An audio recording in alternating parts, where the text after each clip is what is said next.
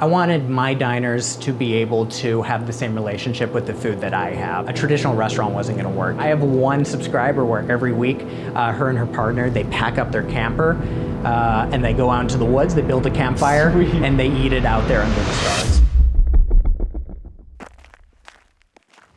What's up, guys? Today I have the opportunity to meet with Chef Ian Pecoraro to hear about the story behind his newest business here in Moscow, Cellar Door. Let's go check it out.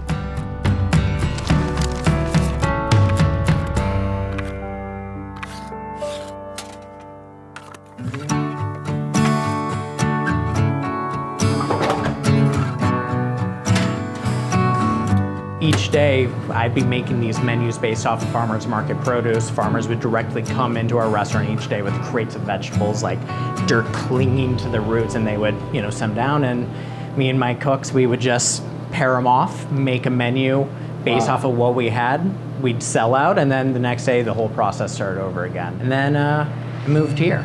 I wanted my diners to be able to have the same relationship with the food that I have. Yeah. When you go to a restaurant, and I love restaurants, but it's a very austere, alienating experience sometimes. The context and the story of where your food came from, it gets lost sometimes, right? I kind of knew from the get-go that in order to create the vision I had for food, a traditional restaurant wasn't gonna work. So what that means is I do farm dinner kit pickups. Every week I do a 3-course meal based off of whatever local ingredients I found from my farmers this week. I prepare it up until the very last moment of being finished, package it up for my subscribers.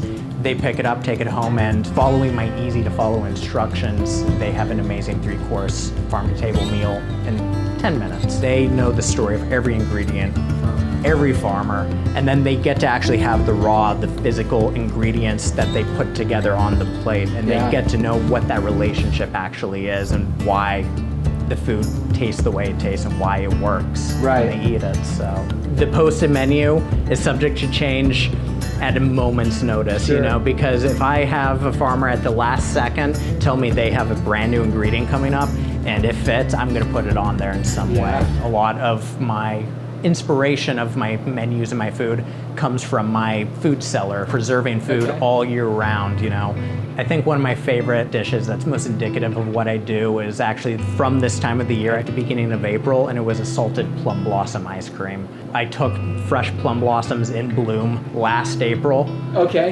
Just bucketfuls of them, and I layer them with salt, and then all winter long, they just cure and preserve. And they mellow out, and they have this just incredible bitter almond floral flavor that has an affinity for cream and dairy, and so I infuse it into an ice cream base. I freshly spin it into an ice cream, and it just has this just gorgeous flavor. And that's the sort of thing I love educating and giving to people is like, here's this ingredient you walk past every year, you see it's, the streets are lined with plum and cherry blossoms. And it's delicious. And everyone has their own relationships. I have one subscriber where every week, her and her partner, they pack up their camper and they go out into the woods, they build a campfire, and they eat it out there under the stars, and it's that's something a traditional restaurant can never give you. It's an experience and it's a story. It's bigger than just me, it's bigger than just you, it's bigger than just that one meal. It's,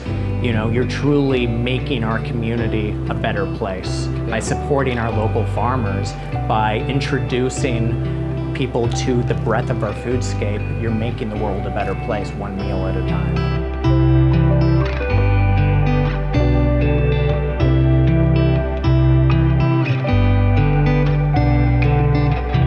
Thanks for joining me for today's Story Real Estate Business Highlight. For more insider community content, make sure to follow us on Facebook, Instagram, and YouTube. And as always, have a wonderful day.